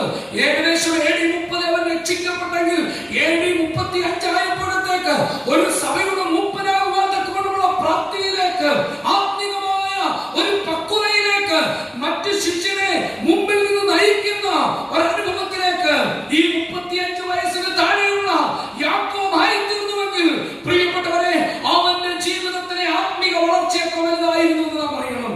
ഇന്ന് രാത്രിയിൽ എന്നെ കേൾക്കുന്ന പ്രിയപ്പെട്ടവരെ, യേശുവിനെ രക്ഷകനും കർത്താവായി അംഗീകരിച്ചിട്ട് എത്രയോ കാലങ്ങളായി. ആത്മീകമായിട്ടുള്ള വളർച്ച എങ്ങനെയുണ്ട്? മറ്റുള്ളവർക്ക് വചനം പറഞ്ഞു കൊടുക്കുവാനുള്ള പ്രാപ്തി എങ്ങനെയുണ്ട്? ക്രിസ്തുവിന്റെ സാക്ഷിയാകുവാനുള്ള താല്പര്യം എങ്ങനെയുണ്ട്? ഓ, യാക്കോബ് ആത്മീകമായി വളരുകയായിരുന്നു. പിന്നെയും നാം മുമ്പോട്ട് വരുമ്പോൾ ഇദ്ദേഹത്തിന്റെ ജീവിതത്തെ കുറിച്ച് നാം AD 44 സംഭവം കാണുമ്പോൾ ഗലാത്യലേഖനം 2:9 നമുക്ക് കാണുവാൻ കഴിയുന്നത്, യാക്കോബ് ഏകദേശം AD 45 ആകുമ്പോൾ, ആ സമയത്തോടടുത്ത് 44 ആകുമ്പോൾ അദ്ദേഹം അവിടുത്തെ പ്രധാനപ്പെട്ട 3 തൂണുകളിൽ ഒന്നായി, സഭയുടെ തൂണായി അറിയപ്പെട്ടു. നമുക്കത് വായിച്ചു കേൾക്കാം. എനിക്ക് ലഭിച്ച കൃപ അറിഞ്ഞുകൊണ്ട് തൂണുകളായി എണ്ണപ്പെട്ടിരുന്ന യാക്കോബും കേഫാവും യോഹന്നാനും ഞങ്ങൾ ജാതികളുടെ ഇടയിലും അവർ പരിച്ഛേദനക്കാരുടെ ഇടയിലും സുവിശേഷം അറിയിപ്പാൻ തക്കവണ്ണം എനിക്കും ബർന്നബാസിനും കൂട്ടായ്മയുടെ വലം കൈ തന്നു. ഇത് AD 44 നമുക്ക് മനസ്സിലാക്കുന്നത് പോലെ, അപ്പോസ്തല പ്രവൃത്തി 12 കാണുന്നത് പോലെ, യാക്കോബ് എന്ന യോഹന്നാന്റെ സഹോദരനായ യാക്കോബിനെ ഹെരോദാവ് വാളുകൊണ്ട് കൊന്ന ആ കാലഘട്ടത്തിന് തൊട്ട് ശേഷമുള്ള അടുത്ത വർഷം AD 45 ഫസ്റ്റ് ക്രിസ്ത്യൻ കൗൺസിൽ, ഒന്നാമത്തെ ക്രിസ്തീയ സുന്നഹദോസ്, അതിനുവേണ്ടി പൗലോസും ബർന്നബാസും യെരൂശലേമിൽ വന്നെത്തിയപ്പോൾ അവിടെ പത്രോസ് ഉണ്ടായിരുന്നു, യാക്കോബ് ഉണ്ടായിരുന്നു. എന്നാൽ അവിടെ അന്യോന്യം തർക്കവും പ്രയാസങ്ങളും ഒക്കെ വന്നപ്പോൾ യാക്കോബാണ് എഴുന്നേറ്റ് ഒരു ഫൈനൽ വാക്ക് പറയുന്നത്. അതിന്റെ അർത്ഥം എന്താണ്? യാക്കോബ് ആത്മീകമായി അത്രയധികം പക്വതയിലേക്ക് ഉയർന്നു. അദ്ദേഹം പറയുന്ന ഒരു വാക്ക് മറ്റുള്ളവർ കേൾക്കുവാൻ തക്കവണ്ണം ആത്മീക പക്വതയുള്ളവനായിട്ട് യാക്കോബ് വളരുവാനായിട്ടിടയായി തീർന്നു. അതിനുശേഷമാണ് നാം കാണുന്ന ഈ യാക്കോബിന്റെ ലേഖനം യാക്കോബ് എഴുതുന്നത് സകല ദേശങ്ങളിലുമുള്ള വിശ്വാസികളോട് പറയുകയാണ്, പ്രതികൂലങ്ങളുടെ നടുവിൽ നിങ്ങൾ വിശ്വസ്തയോടെ നിൽക്കണം, പരീക്ഷകളെ നിങ്ങൾ അഭിമുഖീകരിക്കണം, നിങ്ങൾ കർത്താവിന് വേണ്ടി നിൽക്കണമെന്നുള്ള പ്രചോദനം നൽകിക്കൊണ്ട് യാക്കോബ് നിൽക്കുന്നു. പിന്നെയും നാം അപ്പോസ്തല പ്രവൃത്തി 21-ാം അധ്യായത്തിന്റെ 15 മുതൽ 18 വരെയുള്ള വാക്യങ്ങളിലേക്ക് വരുമ്പോൾ നമുക്ക് അവിടെ നിന്നും കാണുവാൻ കഴിയുന്നത്, അദ്ദേഹം ഒരു ചെറിയ കാര്യം ചെയ്തു എന്നുള്ളത് നമുക്ക് കാണുവാൻ കഴിയും. നമുക്ക് ആ വാക്യം ഒന്ന് വായിച്ചു കേൾക്കാം. അദ്ദേഹം ഒരു ചെറിയ മിസ്റ്റേക്ക് ചെയ്യുവാൻ, ഒരു ചെറിയ പരാജയം അദ്ദേഹത്തിന് ഉണ്ടാകുവാൻ ഇടയായി. അപ്പോസ്തല പ്രവൃത്തി 21-ന്റെ 15 മുതൽ 18. അവിടുത്തെ താമസം കഴിഞ്ഞിട്ട് ഞങ്ങൾ യാത്രയ്ക്ക് കോപ്പ് കൂട്ടി യെരൂശലേമിലേക്ക് പോയി. കൈസരിയിലെ ശിഷ്യന്മാർ ചിലരും ഞങ്ങളോട് കൂടെ പോന്നു. കുപ്രോസ്കാരനായ നാസോർ എന്ന ഒരു പഴയ ശിഷ്യനോടുകൂടെ അതിഥികളായി പാർക്കേണ്ടതിന് ഞങ്ങളെ അവന്റെ അടുക്കൽ കൂട്ടിക്കൊണ്ടുപോയി. യെരൂശലേമിലെത്തിയപ്പോൾ സഹോദരന്മാർ ഞങ്ങളെ സന്തോഷത്തോടെ കൈക്കൊണ്ടു. പിറ്റേന്ന് പൗലോസും ഞങ്ങളും യാക്കോബിന്റെ അടുക്കൽ പോയി. മൂപ്പന്മാരും എല്ലാം അവിടെ വന്നുകൂടി. അവൻ അവരെ വന്ദനം ചെയ്തു. തന്റെ ശുശ്രൂഷയിൽ ദൈവം ജാതികളുടെ ഇടയിൽ ചെയ്യിപ്പിച്ചത് ഓരോന്നോരോന്ന് നാം ഭാഗത്ത് താഴോട്ട് വായിക്കുമ്പോൾ നമുക്ക് കാണുവാൻ കഴിയും, പൗലോസിനോട് യാക്കോബ് പറയുകയാണ്, നീ യെരൂശലേമിൽ ദേവാലയത്തിൽ പോയി ക്ഷൗരം ചെയ്യണം, നിന്റെ ആ വ്രതം നിറവേറ്റണം, നിന്റെ ദൈവത്തിന്റെ മുമ്പാകെയുള്ള പ്രതിജ്ഞ, ഉടമ്പടി അത് നിറവേറ്റണം എന്ന് പറഞ്ഞുകൊണ്ട് അവനെ കൊണ്ട് വ്രതത്തിനു വേണ്ടി ഉത്സാഹിപ്പിക്കുന്നത് നാം കാണുന്നുണ്ട്. അങ്ങനെ ഒരു മിസ്റ്റേക്ക് ചെയ്തത് കൊണ്ടാണ് പൗലോസിനെ അറസ്റ്റ് ചെയ്തതും മറ്റും നാം കാണുന്നത്. നമുക്ക് മുമ്പോട്ട് പോകാം പ്രിയപ്പെട്ടവരെ. അങ്ങനെ AD 57 കഴിഞ്ഞ് പിന്നെയും 6 വർഷം യെരൂശലേമിൽ തന്നെ യാക്കോബ് ശുശ്രൂഷ ചെയ്തു. അതിനുശേഷമാണ് കർത്താവിന് വേണ്ടി താൻ രക്തസാക്ഷിയാകുന്നത്. ഈ യാക്കോബാണ് നമ്മളോട് പറയുന്നത്, ദൈവത്തിന്റെയും കർത്താവായ യേശു ക്രിസ്തുവിന്റെയും ദാസനായ യാക്കോബ്. യേശുവിനെ കർത്താവായി അംഗീകരിച്ചാൽ, ഉയർത്തെഴുന്നേറ്റ കർത്താവ് ജീവിതത്തിൽ പരിവർത്തനം വരുത്തിയാൽ, അവൻ കർത്താവായ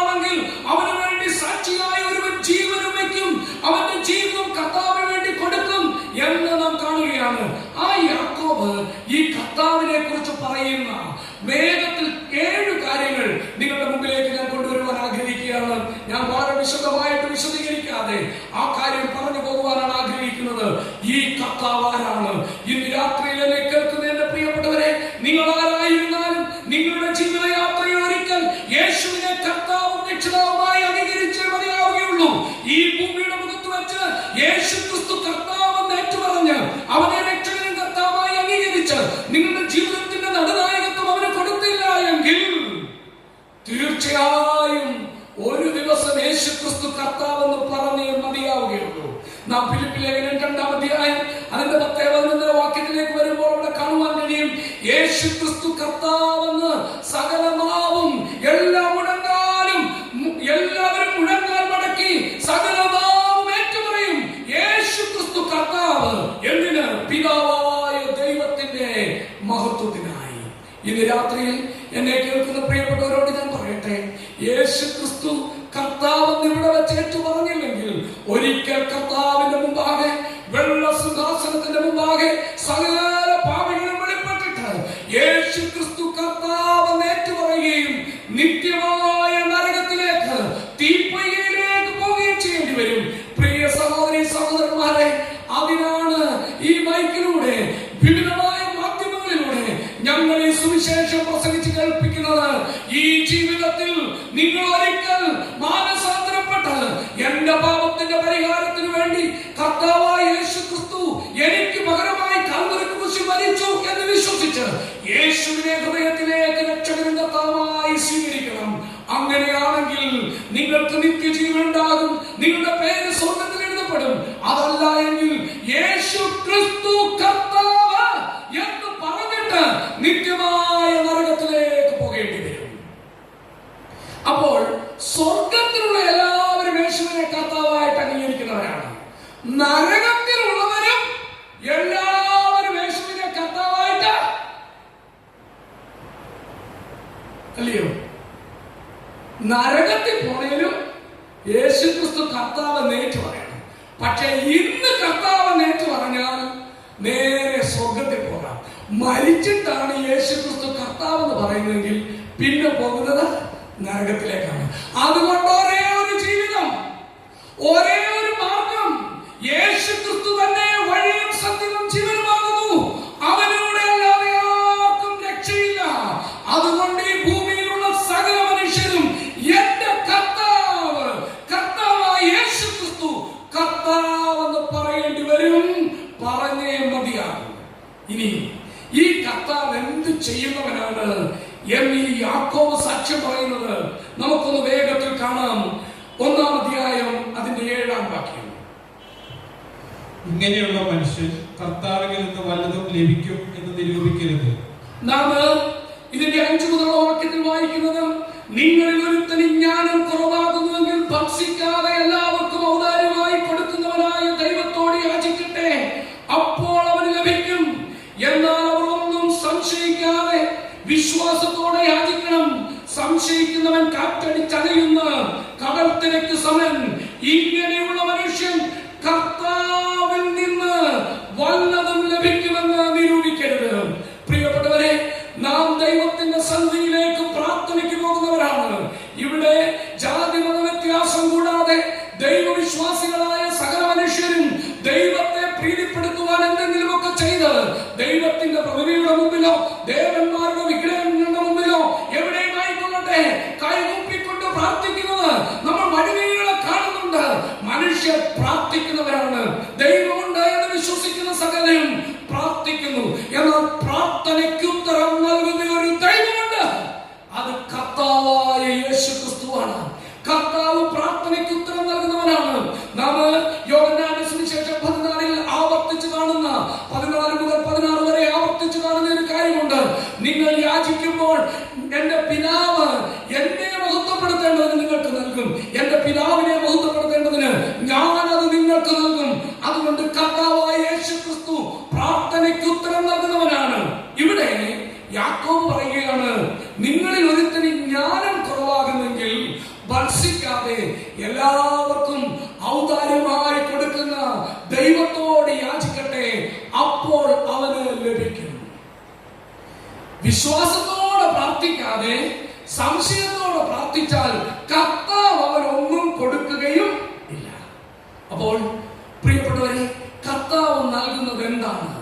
ജ്ഞാനം നൽകും. കർത്താവിനോട് ചോദിക്കുക, നിങ്ങൾ യാചിപ്പീൻ എന്നാൽ നിങ്ങൾക്ക് ലഭിക്കും. കർത്താവ് പറയുകയാണ്, ഇതുവരെയും എന്റെ നാമത്തിൽ ഒന്നും യാചിച്ചില്ലല്ലോ, യാചിപ്പീൻ എന്നാൽ നിങ്ങൾക്ക് കിട്ടും. കർത്താവ് പ്രാർത്ഥനയ്ക്ക് ഉത്തരം നൽകുന്നവനാണ്. കർത്താവ് നിങ്ങൾ പ്രാർത്ഥിക്കുവാൻ ആഗ്രഹിക്കുന്നവനാണ്. നിങ്ങളുടെ ഭോഗേച്ഛകളിൽ ചിലർ വേണ്ടതിന് വല്ലാതെ യാചിക്കുന്നുണ്ട്, ഒന്നും കിട്ടുന്നില്ല. പ്രിയപ്പെട്ടവരെ, നാം ദൈവത്തിന്റെ ഹിതപ്രകാരം ദൈവസന്നിധിയിലേക്ക് ചെന്ന് ദൈവത്തോട് പ്രാർത്ഥിക്കുവാൻ ദൈവം ആഗ്രഹിക്കുന്നു. യാക്കോബ് പറയുകയാണ്, യേശുവിനെ നാം കർത്താവേ എന്ന് വിളിക്കുമ്പോൾ നിങ്ങൾക്കും എനിക്കും ജ്ഞാനത്തിനായി കർത്താവിനോട് ചോദിക്കാം. ഞാൻ 10ാം ക്ലാസ്സിൽ പഠിക്കുമ്പോൾ, അന്നത്തെ കാലത്ത് ഫസ്റ്റ് ക്ലാസ് കിട്ടുക എന്ന് പറയുന്നത് വലിയ കഷ്ടം പിടിച്ച ഒരു കാര്യമാണ്.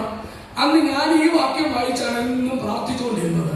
നിങ്ങളിൽ ഒരുത്തിന് ജ്ഞാനം കുറവാകുന്നുവെങ്കിൽ എല്ലാവർക്കും ഔദാര്യമായി കൊടുക്കുന്ന ദൈവത്തോട് യാചിക്കട്ടെ. അപ്പോൾ എനിക്ക് തോന്നിയിരുന്നത്, പരീക്ഷ എഴുതുവാൻ ജ്ഞാനം കുറവാണെങ്കിൽ ഈ ദൈവത്തോട് ചോദിച്ചാൽ തരും എന്നാ. അങ്ങനെയുള്ള പൊട്ടന്റെ പ്രാർത്ഥന ദൈവം കേട്ടു. ദൈവം എനിക്ക് അങ്ങനെ മാർക്ക് തന്ന് എനിക്ക് വിജയിക്കുവാനിടയായി. പക്ഷെ ഞാൻ പറയട്ടെ, അങ്ങനെ സ്കൂളിലെ പരീക്ഷ എഴുതുവാൻ വേണ്ടിയോ അല്ലെങ്കിൽ കോളേജിലെ പരീക്ഷ എഴുതുവാനുള്ള ജ്ഞാനത്തിന് വേണ്ടി പ്രാർത്ഥിക്കാനല്ല പറഞ്ഞത്. പിന്നെയോ ദൈവത്തിന്റെ ജനം വിവിധ പരീക്ഷകളിലൂടെ കടന്നു പോകുമ്പോൾ, പ്രതിസന്ധികളെ അഭിമുഖീകരിക്കുമ്പോൾ, വലിയ പ്രശ്നങ്ങൾ വരുമ്പോൾ എന്തുകൊണ്ടാണ് എനിക്കിത്? ഈ ചോദ്യം നാം പലപ്പോഴും ചോദിക്കാറുണ്ട്. അതെന്തിനാണെന്ന് തിരിച്ചറിയുവാനുള്ള ജ്ഞാനം നിങ്ങൾക്കും എനിക്കും വേണമെങ്കിൽ നാം ഭത്സിക്കാതെ ദൈവത്തിന്റെ സന്നിധിയിലേക്ക് ചെന്നാൽ മതി. നിങ്ങളെക്കാൾ എന്നേക്കാൾ വലിയ പ്രശ്നങ്ങളുള്ള എത്രയോ ദൈവമക്കൾ വളരെ സന്തോഷത്തോടെ നടക്കുന്നത് നാം കാണുന്നു. എന്നാൽ നിങ്ങളും ഞാനും ചെറിയ പ്രശ്നങ്ങൾ വരുമ്പോൾ പതറുമ്പോൾ, നിങ്ങൾക്കും എനിക്കും സംശയം വരുമ്പോൾ, ജ്ഞാനത്തിനായി ദൈവത്തിന്റെ സന്നിധിയിലേക്ക് ചെന്ന് അവനിൽ നിന്ന് ജ്ഞാനം പ്രാപിക്കുവാൻ നമുക്ക് കഴിയും. എന്നെ ഈ രാത്രിയിൽ കേൾക്കുന്ന എന്റെ പ്രിയ സ്നേഹിതരെ, നിങ്ങൾ ആരായിരുന്നാലും ഈ ലോകത്തിൽ ജീവിക്കുവാനുള്ള, പ്രതിസന്ധികളെ തരണം ചെയ്ത് ജീവിക്കുവാനുള്ള ദൈവിക ജ്ഞാനത്തിന് വേണ്ടി ഈ കർത്താവിന്റെ സന്നിധിയിൽ വന്നാൽ കർത്താവ് ജ്ഞാനം നൽകും. പരീക്ഷകളെ, പ്രലോഭനങ്ങളെ വിജയിക്കുവാനുള്ള ജ്ഞാനം നൽകുന്നവനാണ് കർത്താവ്. വേഗത്തിൽ 2ാമത്തെ കാര്യത്തിലേക്ക് ഞാൻ വരട്ടെ. 4-ാം അധ്യായം അതിന്റെ 10ാം വാക്യം. കർത്താവിന്റെ സന്നിധിയിൽ താഴുവിൻ, എന്നാൽ അവൻ നിങ്ങളെ ഉയർത്തും. കർത്താവിന്റെ സന്നിധിയിൽ താഴുവിൻ, എന്നാൽ അവൻ നിങ്ങളെ ഉയർത്തും. നാം ഈ വേദഭാഗത്തേക്ക് വരുമ്പോൾ നമുക്ക് കാണുവാൻ കഴിയുന്നത് കർത്താവ് കൃപ നൽകുന്നവനാണ് എന്നുള്ള കാര്യമാണ്. കർത്താവ് കൃപ നൽകുന്ന ദൈവമാണ്. പ്രിയപ്പെട്ടവരെ, 6ാം വാക്യം നാം ഇങ്ങനെ വായിക്കുന്നു, എന്നാൽ അവൻ അധികം കൃപ നൽകുന്നു, അതുകൊണ്ട് ദൈവം നിഗളികളോട് എതിർത്ത് നിൽക്കുകയും താഴ്മയുള്ളവർക്ക് കൃപ നൽകുകയും ചെയ്യുന്നു എന്ന് പറഞ്ഞിരിക്കുന്നു. ആകയാൽ നിങ്ങൾ ദൈവത്തിന് കീഴടങ്ങുകയും. 8ാം വാക്യം വീണ്ടും, ദൈവത്തോട് അടുത്തു ചെല്ലുകയും, എന്നാൽ അവൻ നിങ്ങളോട് അടുത്തു വരും. പാപികളെ കൈകളെ വെടിപ്പാക്കുകയും, ഇരുമനസ്സുള്ളവരെ ഹൃദയങ്ങളെ ശുദ്ധീകരിപ്പീൻ, സങ്കടപ്പെട്ട് ദുഃഖിച്ച് കരയുവീൻ. നിങ്ങളുടെ ചിരി ദുഃഖമായും സന്തോഷം വിഷാദമായും തീരട്ടെ. കർത്താവിന്റെ സന്നിധിയിൽ താഴുവീൻ, എന്നാൽ അവൻ നിങ്ങളെ ഉയർത്തും. ഇന്ന് രാത്രി എന്നെ കേൾക്കുന്ന പ്രിയ സ്നേഹിതരെ, ദൈവത്തിന്റെ ദാസനായ യാക്കോബ് പാപികളെ, ഇരുമനസ്സുള്ളവരെ എന്നൊക്കെ വിളിച്ച് ദൈവജനത്തോട് ഉദ്ബോധിപ്പിക്കുന്ന ഒരു വലിയ സത്യമാണ് നാം കണ്ടത്. ദൈവസന്നിധിയിൽ താഴണം. കാരണം എന്താണ്? താഴ്മയുള്ളവർക്ക് ദൈവം കൃപ നൽകുന്നു. കഴിഞ്ഞ 2 രാത്രികളിലും ദൈവകൃപയെ കുറിച്ചാണ് നാം കേട്ടത്. ദൈവകൃപ നമ്മളെ രക്ഷിക്കുന്നു, ദൈവകൃപ നമ്മളെ സംരക്ഷിക്കുന്നു, ദൈവകൃപ നമ്മളെ പോറ്റിപ്പുലർത്തുന്നു, ദൈവകൃപ നമ്മളെ ഭക്തിയിൽ വളരുവാൻ തക്കവണ്ണം ശിക്ഷിച്ചു വളർത്തുന്ന ദൈവകൃപയാണ്. എന്നെ കേൾക്കുന്ന പ്രിയ സ്നേഹിത, നിങ്ങളുടെ ജീവിതത്തിൽ ദൈവത്തിന്റെ കൃപ ആവശ്യമാണോ? ഈ കർത്താവ് അത് ധാരാളമായി നൽകുന്നു. അതുകൊണ്ട് ദൈവകൃപയ്ക്ക് വേണ്ടി അടുത്തു വരണം. യാക്കോബും അതുപോലെ പത്രോസ് അപ്പോസ്തലനും ഒരുപോലെ പറയുന്ന വാക്കാണ്, ദൈവം നിഗളികളോട് എതിർത്ത് നിൽക്കുന്നു, താഴ്മയുള്ളവർക്കോ അവൻ അധികം കൃപ നൽകുന്നു. അതുകൊണ്ട് കൃപ എങ്ങനെയാണ് വാങ്ങേണ്ടത്?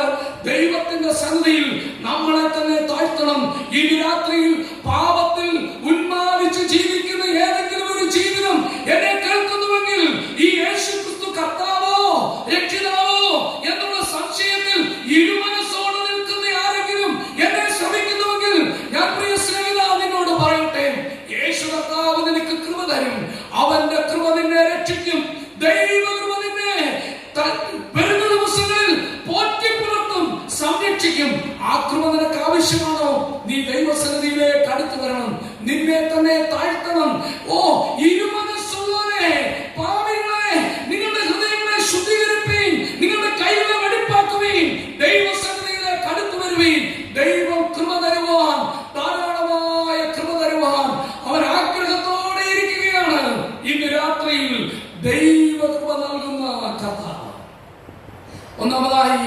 കർത്താവ് ജ്ഞാനം നൽകും.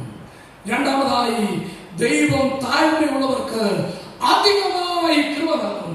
നിങ്ങളെയും എന്നെയും ദൈവം ധാരാളമായിട്ട് ഉപയോഗിക്കണമെന്ന് നാം ആഗ്രഹിക്കുന്നെങ്കിൽ നാം നമ്മെ തന്നെ ദൈവസന്നിധിയിൽ താഴ്ത്തണം, വിനയമുള്ളവരായി തീരണം. ദൈവത്തിന്റെ കൃപയ്ക്ക് വേണ്ടി നമ്മളെ താഴ്ത്തുമ്പോൾ അവൻ ധാരാളമായി കൃപ നൽകുന്ന കർത്താവാണ്. നാം മൂന്നാമതായിട്ട് കർത്താവ് നൽകുന്ന കാര്യം 4-ാം അധ്യായം 15-ാം വാക്യത്തിലേക്ക് വരുമ്പോൾ കാണുകയാണ്. 4:15. കർത്താവിന് ഇഷ്ടമുണ്ടെങ്കിൽ ഞങ്ങൾ ജീവിച്ചിരുന്ന് ഇന്നത് ചെയ്യും എന്നല്ലയോ പറയേണ്ടത്. നാം ഈ ഭാഗത്ത് വായിക്കുന്നത് കർത്താവിന് ഇഷ്ടമുണ്ടെങ്കിൽ ഞങ്ങൾ ജീവിച്ചിരുന്ന് ഇന്നത് ചെയ്യും എന്നല്ലയോ പറയേണ്ടത്. അതിന്റെ കാരണം എന്താണ്? അതിന്റെ 13-ാം വാക്യം മുതൽ ഞാൻ വായിക്കാം. ഇന്നോ നാളെയോ ഞങ്ങൾ ഇന്ന പട്ടണത്തിൽ പോയി അവിടെ ഒരാണ്ട് കഴിച്ചു വ്യാപാരം ചെയ്ത് ലാഭമുണ്ടാക്കുമെന്ന് പറയുന്നവരെ കേൾക്കുവീൻ. നാളത്തേത് നിങ്ങൾ അറിയുന്നില്ലല്ലോ. നിങ്ങളുടെ ജീവൻ എങ്ങനെയുള്ളത്? അല്പനേരത്തേക്ക് കാണുന്നതും പിന്നെ വളർന്നു പോകുന്നതുമായ ആവയല്ലോ. കർത്താവിന് ഇഷ്ടമുണ്ടെങ്കിൽ ഞങ്ങൾ ജീവിച്ചിരുന്ന് ഇന്നത് ചെയ്യുമെന്നല്ലയോ പറയുന്നത്. കർത്താവ് ജീവൻ നൽകുന്നവനാണ്. കർത്താവ് ദീർഘായുസ് നൽകുന്നവനാണ്. ദൈവം നമ്മുടെ ആഗ്രഹങ്ങളെ നിറവേറ്റുന്നവനാണ്. പക്ഷേ കർത്താവ് നാളെ എന്നുള്ളത് നമുക്ക് തരണമെങ്കിൽ ഈ കർത്താവിന്റെ സന്നിധിയിലേക്ക് വന്ന് നമ്മളെ തന്നെ താഴ്ത്തണം. അതേ നമ്മളിവിടെ കാണുന്നത് കർത്താവിന്റെ കയ്യിലാണ് നമ്മുടെ ഭാവി. നാളെ എന്നുള്ളത് നമുക്കുള്ളതല്ല, അത് കർത്താവിന്റെ കയ്യിലാണ്. ഞാൻ നാളെ അബുദാബിക്ക് പോകും, ഞാൻ നാളെ അമേരിക്കയ്ക്ക് പോകും, നാളെ ഞാൻ UK-ക്ക് പോകും, ഞാൻ ഇവിടെ ജീവിച്ചിരുന്ന് ഇഷ്ടംപോലെ പണമുണ്ടാക്കും എന്നൊക്കെ പറഞ്ഞ് നാം പദ്ധതിയിടുമ്പോൾ നിങ്ങളും ഞാനും ഉപയോഗിക്കേണ്ട ഒരു പദമുണ്ട്. ദൈവത്തിന് ഹിതമുണ്ടെങ്കിൽ, ദൈവം അനുവദിച്ചാൽ. പ്രിയപ്പെട്ടവരെ, പലപ്പോഴും എനിക്കത് കഴിയും, ഞാൻ അങ്ങനെ ചെയ്യും എന്ന് പറഞ്ഞ് നാളത്തെ ചൊല്ലി പ്രശംസിക്കുമ്പോൾ നിങ്ങളും ഞാനും അറിയണം, നാളെ എന്നുള്ളത് നമുക്കുള്ളതല്ല, അത് കർത്താവിന്റെ കയ്യിലാണ്. നാം ലൂക്കോസിന്റെ സുവിശേഷം 12-ാം അധ്യായത്തിലേക്ക് വരുമ്പോൾ അവിടെ ഒരു മനുഷ്യനെ നമുക്ക് കാണുവാൻ കഴിയും. അവിടെ അവൻ വലിയ പണക്കാരനായിരുന്നു, ഇഷ്ടംപോലെ ധനം അവനുണ്ടായിരുന്നു. അവൻ ചെയ്തു വന്നത് എന്താണെന്ന് അറിയാമോ? അവൻ വളരെയധികം വിതച്ചു. അവന്റെ ആ നിലം ധാരാളമായിട്ട് വിളവ് നൽകി. അവൻ പറയുകയാണ്, ഞാൻ എന്റെ കളപ്പുരകളെ പൊളിക്കും, എന്നിട്ട് ഞാൻ വലിയ കളപ്പുരകൾ പണിയും, അവിടെ ഞാൻ എന്റെ ധാന്യമൊക്കെ കൂട്ടിവെക്കും, എന്നിട്ട് ഞാൻ പറയും, തിന്നുക, കുടിക്കുക, ആനന്ദിക്കുക, നാളെ ചാകുമല്ലോ.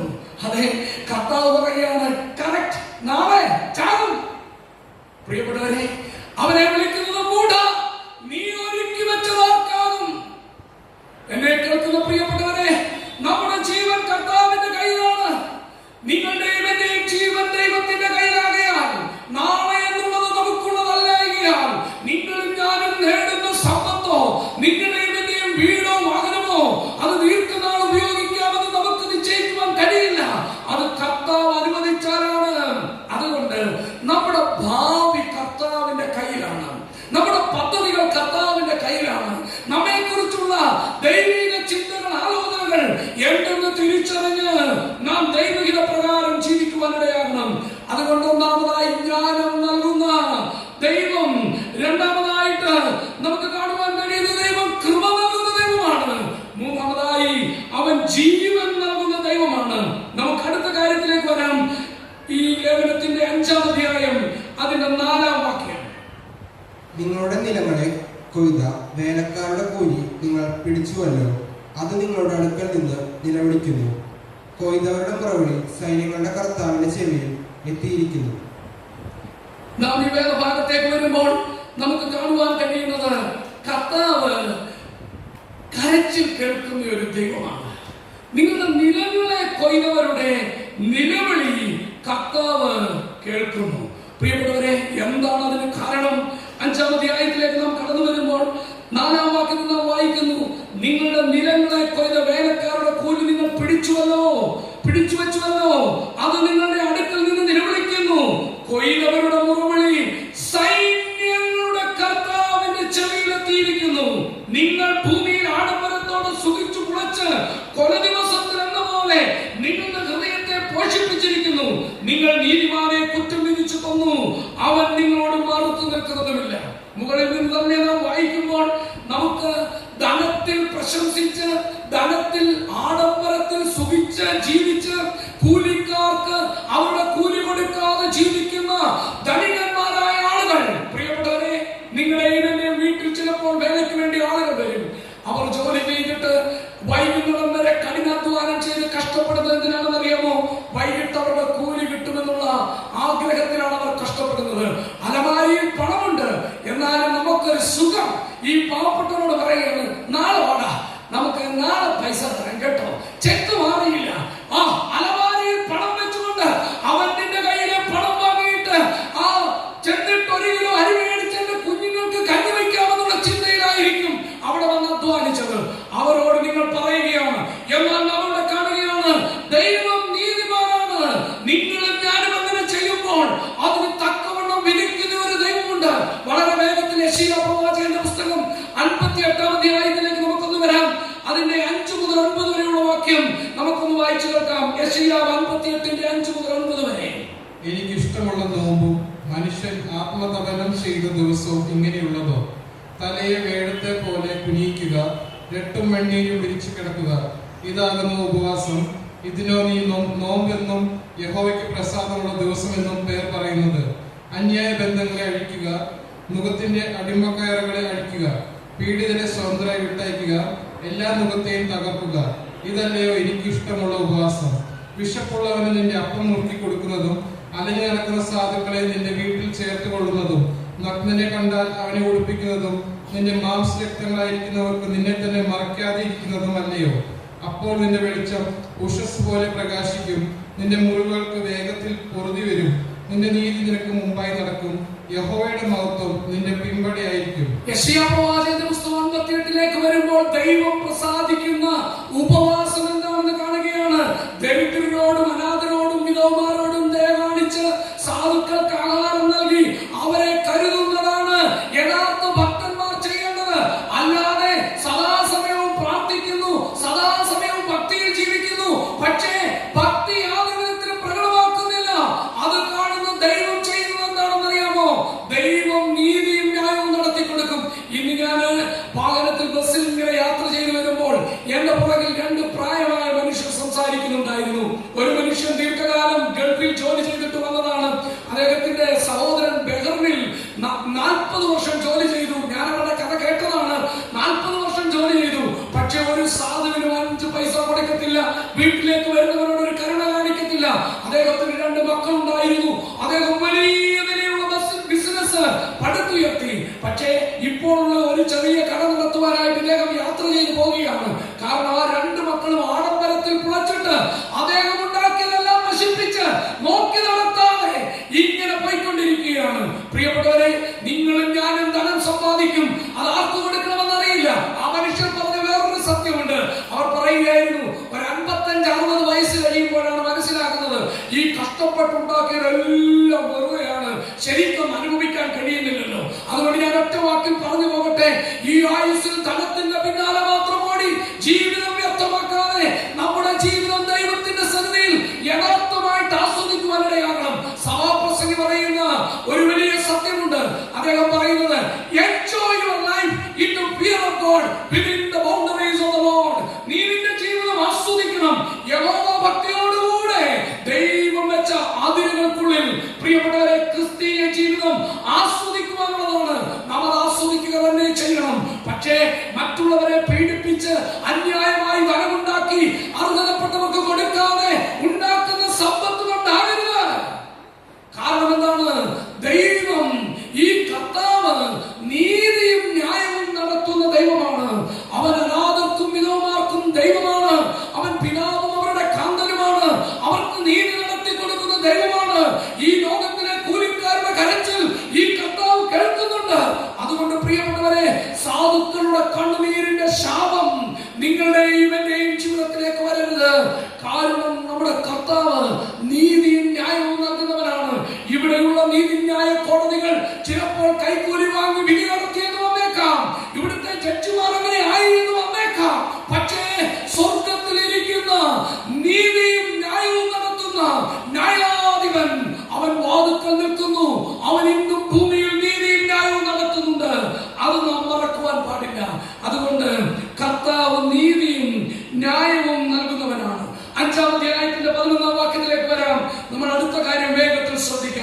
5-ാം അധ്യായം 11-ാം വാക്യം. സഹിഷ്ണുത കാണിച്ചവരെ ഞാൻ ഭാഗ്യവാന്മാർ എന്ന് പുകഴ്ത്തുന്നു. യോബിന്റെ സഹിഷ്ണുത നിങ്ങൾ കേട്ടും കർത്താവ് വരുത്തിയ അവസാനം കണ്ടുമിരിക്കുന്നു. നമുക്കറിയാം ഇയ്യോബിന്റെ ജീവിത കഥ. ഇയ്യോബിന്റെ സഹിഷ്ണുത നിങ്ങൾ അറിയുന്നു. നമ്മുടെ കാണുന്നത് സഹിഷ്ണുത കാണിച്ചവരെ നാം ഭാഗ്യവാന്മാർ എന്ന് പുകഴ്ത്തുന്നു. യോബിന്റെ സഹിഷ്ണുത നിങ്ങൾ കേട്ടും കർത്താവ് വരുത്തിയ അവസാനം കണ്ടും ഇരിക്കുന്നു. കർത്താവ് മഹാകരുണയും മനസ്സലിവും ഉള്ളവരല്ലോ. നാം ഇവിടെ കാണുന്നത് കർത്താവ് ഇയ്യോബിന്റെ കഷ്ടത്തിന് ഒരു അവസാനം വരുത്തി. ഞാൻ പലപ്പോഴും ഇയ്യോബിന്റെ കഷ്ടതയെ കുറിച്ച് ചിന്തിക്കുമ്പോൾ ഇങ്ങനെയാണ് ഓർക്കാറുള്ളത്. എസ്തേറിന്റെ പുസ്തകം, ഇയ്യോബിന്റെ പുസ്തകം അടുത്തടുത്ത പുസ്തകങ്ങളാണ്. നാം ഇയ്യോബിന്റെ പുസ്തകത്തിലെ ആദ്യത്തെ അധ്യായത്തിലേക്ക് വരുമ്പോൾ നമുക്ക് കാണാൻ കഴിയും ദൈവം സിംഹാസനത്തിലിരിക്കുകയാണ്. ആ സിംഹാസനത്തിലിരിക്കുന്ന ദൈവത്തിന്റെ അടുക്കിലേക്ക് സാത്താൻ വന്നു. സാത്താനോട് ദൈവം കുറെ ചോദിച്ചു. ഈ ചോദ്യം എല്ലാം ചോദിച്ചത് എന്തിനാണെന്നറിയാമോ? സാത്താന്റെ ശ്രദ്ധ ഇയ്യോബിലേക്ക് വരണം. അങ്ങനെ ഇയ്യോബിലേക്ക് സാത്താന്റെ ശ്രദ്ധയെ കൊണ്ടുവന്ന കർത്താവ് അത് കഴിഞ്ഞിട്ട് അവന്റെ ജീവിതത്തിലേക്ക് പ്രലോഭനം കൊണ്ടുവരുവാനായിട്ട് കർത്താവ് അനുവദിക്കുകയാണ്. എന്താണ് കാരണമെന്നറിയാമോ? കർത്താവിന് തന്റെ ദാസനായ ഇയ്യോബിനെ ഇരട്ടിയായി അനുഗ്രഹിക്കണമായിരുന്നു.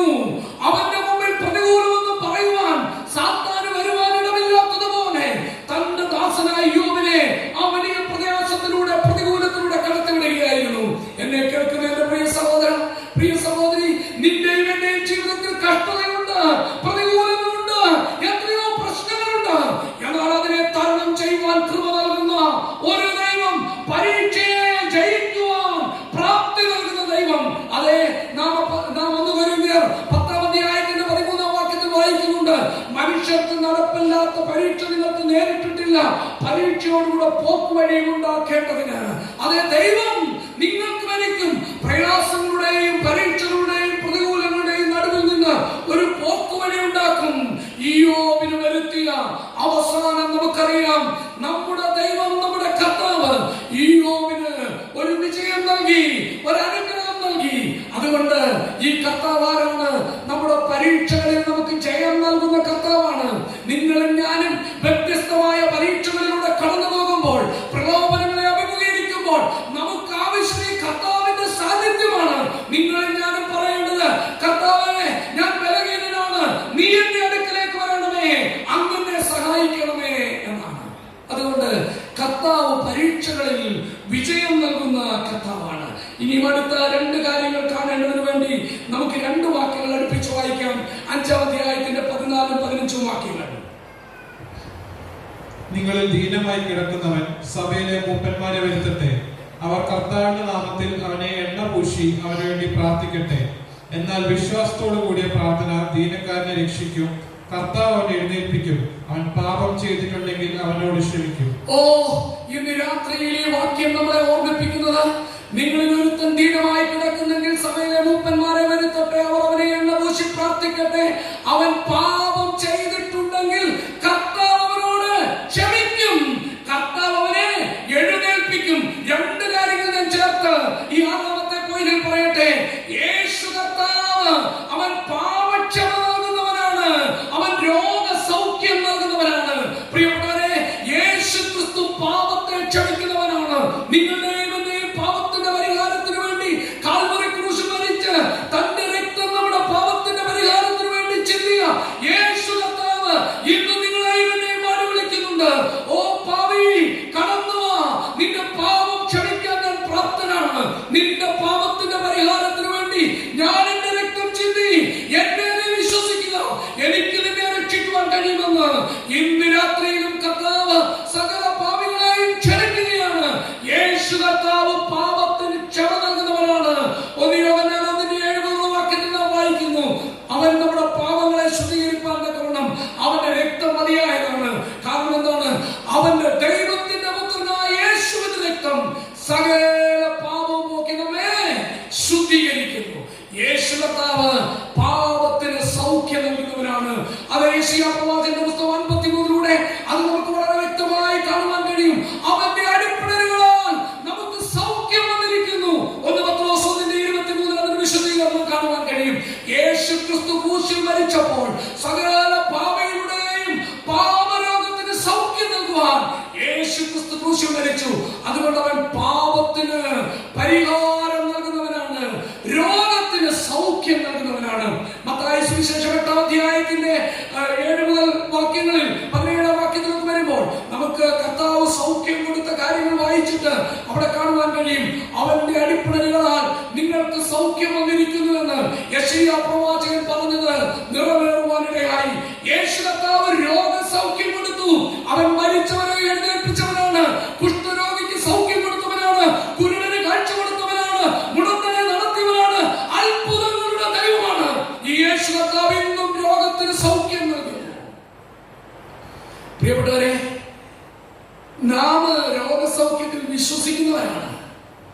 രോഗസൗഖ്യം നടക്കത്തില്ലെന്ന് പറയുന്നവരാണ്. പ്രതികാരം ഒരു കുറ്റം നമ്മളെ കുറിച്ച് പറയുന്നുണ്ട്. പക്ഷേ ദൈവം ഇന്നും സൗഖ്യമാക്കുന്നു. വിശ്വാസത്തോടുകൂടിയ പ്രാർത്ഥനയ്ക്ക് ഉത്തരം നൽകുന്നു.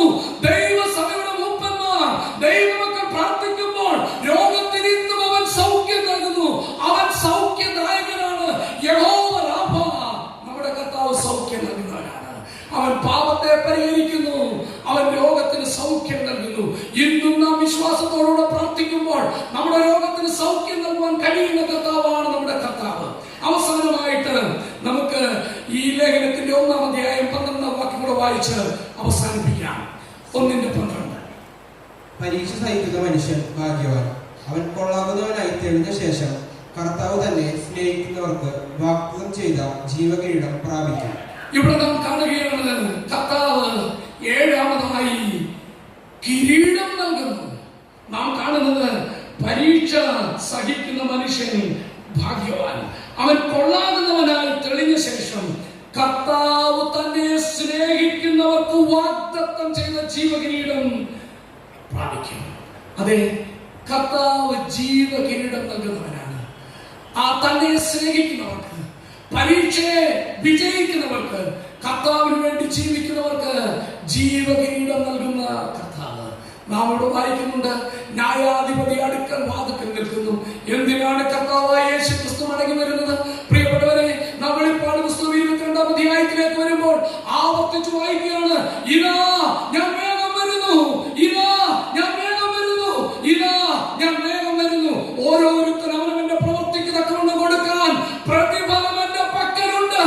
ഇന്ന് രാത്രിയിൽ എന്നെ കേൾക്കുന്ന പ്രിയ സഹോദരി സഹോദരന്മാരെ, പ്രിയ ദൈവമക്കളെ, നിങ്ങളുടെ പ്രയത്നം കർത്താവിൽ വ്യക്തമല്ല എന്നറിഞ്ഞിരിക്കാൻ കർത്താവിന്റെ വേലയിൽ വർദ്ധിച്ചു വരുകയും നമ്മുടെ കർത്താവായ യേശു ക്രിസ്തു മുഖാന്തരം നമുക്ക് ജയം നൽകുന്ന ദൈവത്തിന് സ്തോത്രം.